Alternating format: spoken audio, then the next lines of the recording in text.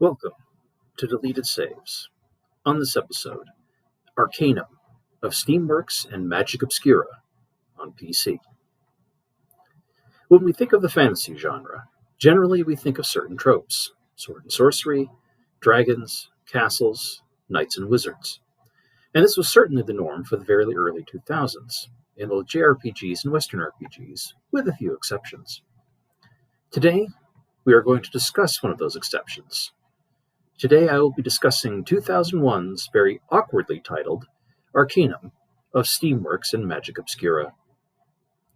Arcanum, as we'll be calling it from this point onward, is another one of those problematic favorite titles I cover from time to time. I'll explain why in due time, but for now let's get into the background of this title. The game was created as the first game from Troika Games, whose founders Tim Kaine, Leonard Boyarsky, and Jason Anderson had previously worked for Interplay on Fallout 2. But once that game was completed, they could not come to a new agreement for their next game, so they left and formed this company in 1998. Troika is Russian for three of any kind, originally for the founders, but the name would come to be more telling than the three founders realized. Arcanum would be followed up by a Dungeons & Dragons licensed game named The Temple of Elemental Evil, based on a famous adventure module of the same name, first published in 1985, and would be updated several times over the decades with rules edition changes. And critics would say the video game was okay, but a buggy mess.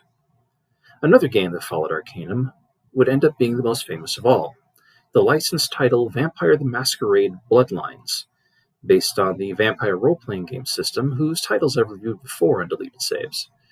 Critics would praise that game's story, but complain it was a buggy, broken mess. Is anyone sensing a theme here? Well, that would be the last game Troika would publish before it was unable to get funding for future projects and closed its doors in 2004. That's right, Troika Games only published 3 titles and then collapsed. Somewhat ironic, and as I would say, very telling. Coincidences can be fun like that. We're here to talk about Arcanum. This game is a CRPG, or computer role-playing game, exactly like the original Fallout or the first Baldur's Gate. It was also a genre tied intimately to home computers, as the consoles of 2001 could not handle the kind of tactics-based gameplay these RPGs used. These kinds of games are very much a mouse and keyboard style game during that time. Arcanum is absolutely a fantasy world. Players must choose from building a character from a collection of humans, elves, orcs, ogres, dwarves, gnomes, halflings, and the first descriptor in, and I've already hit Tolkien bingo, use magic, fight fantastic monsters, and explore a massive continent. However, here's where the ideas begin to change drastically. Arcanum's world has moved beyond the regular fantasy tropes. Get ready to hear that word tropes a lot.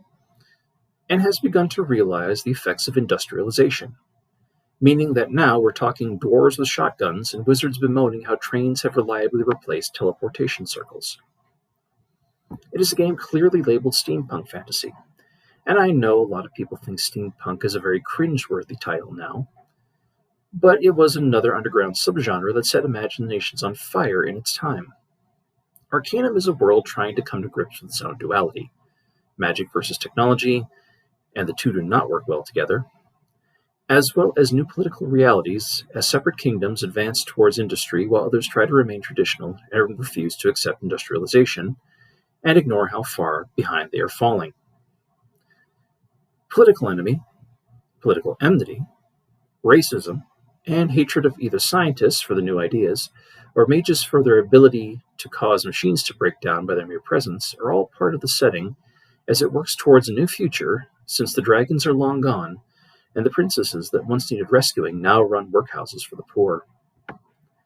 Our game begins with your character, who is a pile of stats, edges, hindrances, and one of several pre-rendered title face cards, aboard a Hindenburg-style Zeppelin, crossing the mountains that separate one side of the continent of Arcanum from the other.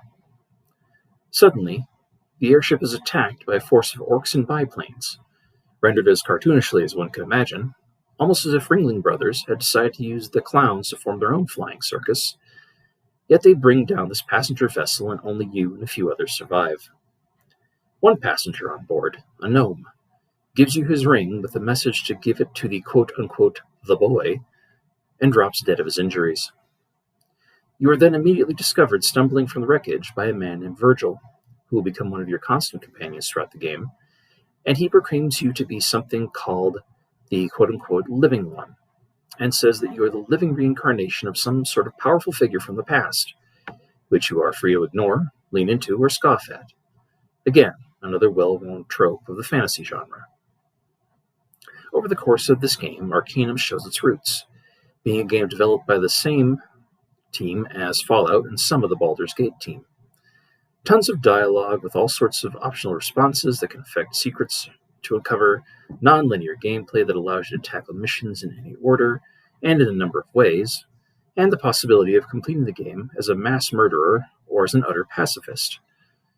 These are also hallmarks of the CRPG style of game, giving the player sort of unparalleled freedom to truly make the character and the story their own, but as a consequence, the writers must try and come up with just about any sort of possible story thread to cover player decisions. But from the crash site, you and your slowly growing party of loners, social outcasts, mercenaries, and goofballs must move from village to city, trying to piece together why you are being attacked by assassins, why there is a cult invested in you, and who is behind it all. You must visit major industrial cities and crumbling castle towns, delve into mines, go island hopping, and seek answers in the dark past of the setting, which is hidden among the ancient peoples and magic. You can decide to be a technologist, relying on science, automatons, and guns, or a mage, reliant on powerful spells and swords and armor, but not both. Anyone, like me, trying to build your character with a little bit of each set of skills will quickly find a character that is bland and useless, which sucks because there is just so much useful stuff. A bit too much, in fact. But this is the price one pays in CRPGs. You either need to be one thing or another, not a jack of all trades. At times, there is simply too much to do, too much to acquire, and not enough levels to be gained or skill points to attribute. And a lot of what the game presents as wonderful skills are just one-trick ponies dressed up as steam-powered giraffes. I wish I could give a truly in-depth review of every single area, but there is just so much to see and do that there's no one right way to play, barring following the critical path, which is, as you can guess, world-shattering and involves finding a magical device to destroy a demigod necromancer hiding behind time and space, something which only you as the trope of the chosen one can do, or find the device, lie about it, and join said necromancer if you want to follow the evil path. If you want to play the game for yourself, I highly recommend following the Arcanum fan wiki, as the game itself does not exactly make the critical path clear. But there are multiple game endings, based on your decisions, and allies throughout the game in which the world collapses, stays the same, gets really weird, or rockets forward into a cyberpunk-style distant future, which, I guess, is steampunk's natural and terminological step. Missions and story beats steal generously from the real world, such as the hunt for the White Church murderer, go on, guess which famous serial killer this one is, or taking a camera off the body of Isaac Zapruder. If you don't know who this one is, ask the old conspiracy theorist in your family. There is the sticky issue of the Orcish problem, shadows of England's Irish problem or Nazi Germany's Jewish problem, genocidal thought experiments, and thefts you may have to conduct of historic items from ancient peoples to put such things in faraway museums. Or maybe you can stop a Wild West-style bank robbery and explore mysteries surrounding cryptids. The tone of Arcanum can be all over the place, juxtaposing the humor present in the writing of Fallout 2, which in 2022 is more like sight gag references to things that were cultural jokes in 2001, but are likely lost on anyone trying to play now who was born well after that time, to a more serious tone about colonialism, the need for unions, militarism, and the dying of once important cultural touchstones. In 2001, the game sold well in its first few weeks of its release, but soon faded from the sales charts. Not surprisingly, a PC gaming is not what it was now, being very niche back then. Critics praised it as story-rich and showing amazing depth. And again, these are all great things, but players in 2001 were not really looking for that, especially with the PlayStation 2 newly released and already dominating the game sales charts. There were even plans for a sequel, to be titled Journey to the Center of Arcanum, based on the 1874 Jules Verne novel of similar title. But the sequel was scrapped after Troika closed its doors. Again, my first discovery of Arcanum is as vague as the game itself. An old associate of mine, the same one from whom I borrowed Ravenloft Stone Prophet, see that episode for more information, bought the game out of a game shop based on something I had created. You see, back then my first D&D homebrew setting I created I named Arcanum, and I had run games in that setting for years. So when he saw something similar, he bought it, brought it to the apartment we shared, and said, "Somebody ripped you off." Well, I was thinking of taking my setting to a publisher, so my heart sank when I saw a product with a similar name, knowing that with the way U.S. copyright law worked, there was no way I could publish that game now. That, of course, isn't true. This is just a case of two folks who just happen to have a similar idea. And I have moved on to creating other homebrew settings since then, which I have learned it would be impossible for me to publish as anything other than a little-regarded self-published product. But I played the game nonetheless, and I was blown away by the writing and the juxtaposition of ideas presented in the game, which had simply never occurred to me to do before, despite all the parts being there in my geek-culture brain. Yep, a half-dozen writers with more worldly knowledge and cultural reading awareness than singular little old me had beaten me to the punch once again. Now, of course, I just throw everything together, consequences be damned. But you didn't come to hear me listen to me talk about tabletop role-playing games. What you did come to hear is why I think this game is a problematic favorite. I love this game. It is a foundational game for me, and I'm glad that it is available on modern platforms like Steam and GOG. The ideas it presents are fantastic, until they aren't anymore. Arcanum begins to lose its way about halfway through the game, devolving from the steampunk industrial fantasy to more bog-standard fantasy pretty quickly, seeking to end a magical godlike threat in an ancient setting where now the guns and robots and steam engines stand out like sore thumbs rather than getting integrated the whole way. The dialogue and world lore becomes novel-worthy in length, but most folks do not look for games to have a Wheel of Time or Game of Thrones level of background lore, and you spend more time reading than actually playing.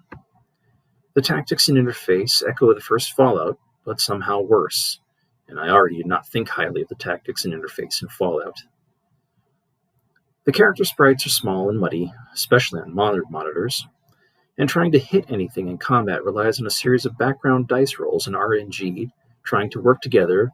That means it's far more likely that the enemies will stomp you flat while your character uselessly swings a sword or empties his revolver into the ground. And for the love of whatever higher power you fancy, if you want to play the game in 2022, get the GOG version. There is a patch bundled in with the game that fixes the worst bug of the game, a save file bug that meant that any game you started had a 50-50 chance of erasing itself and making the game unfinishable. This patch also fixes a number of other bugs caused by trying to run Arcanum on modern software, and other bugs present throughout the original game.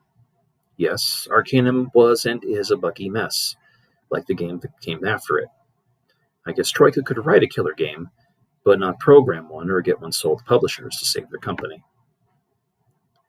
Arcanum of Steamworks and Magick Obscura is a game of its time. A more innocent time, but it was never to be a blockbuster like other CRPGs of its ilk. It would never get the recognition and salvation sequels of the Fallout franchise, or the remake/reboot of a Baldur's Gate Enhanced Edition, although I personally believe Arcanum desperately needs one and deserves one. It will never be counted among the reasons we have things like a Pillars of Eternity or Divinity Original Sin, that even consoles get ports that can be used the modern hardware and controllers. For as much as this game was a groundbreaking title of the genre, and for me personally, having affected my own creative writing for decades, it is just a lost game, despite being available. The bugs, the uneven tone, the poor visuals, the play, and the interface, the necessity of having to either buy a copy with an unofficial patch bundled in just to make it fucking work, or having to track down one on your own makes this game something that, while I love it, is not a game I can recommend in 2022. Unless you really want to see the world and experience the story, This poor old title will be overshadowed by Vampire the Masquerade Bloodlines in importance and, well, most every other genuine CRPG in technical ability. It's too bad, in a way. Nowadays, we get 21-year-old games remastered and remade into blockbusters for older generations to fawn nostalgically over, and for newer generations to enjoy. But even in 2001, Arcanum ran like a coal-powered game from 1874. That is why it will always be, for me, another problematic favorite. Besides, if I had to choose between steampunk and vampires, I'd rather take steampunk. But I'm in the minority on that one. Thank you for listening.